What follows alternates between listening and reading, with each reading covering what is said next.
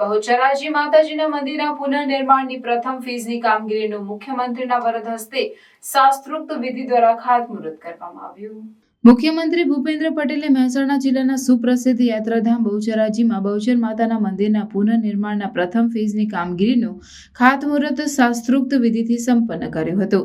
મુખ્યમંત્રી ભૂપેન્દ્ર પટેલે બહુચરાજી માતાજીના દર્શન કરી ધન્યતા અનુભવી હતી। મુખ્યમંત્રીએ બહુચર માતાજીની પૂજા અર્ચના કરીને જન સુખાકારીની પ્રાર્થના કરી હતી। મંદિર પુનઃનિર્માણનો સમગ્ર નકશો મુખ્યમંત્રી સમક્ષ પ્રવાસન વિભાગ અને પવિત્ર યાત્રાધામ વિકાસ બોર્ડ દ્વારા પ્રસ્તુત કરવામાં આવ્યો હતો। મુખ્યમંત્રીએ મંદિર પરિસર સહિત ત્રણેય ફેઝની સમગ્ર પુનઃ નિર્માણ કામગીરીની બાબતોનું બારીકાઈથી નિરીક્ષણ કર્યું હતું। મુખ્યમંત્રીએ મંદિર પરિસરમાં ઉપસ્થિત દર્શનાર્થીઓ તેમજ સ્થાનિકોનું ઉમળકાભેર અભિવાદન ઝીલ્યું હતું।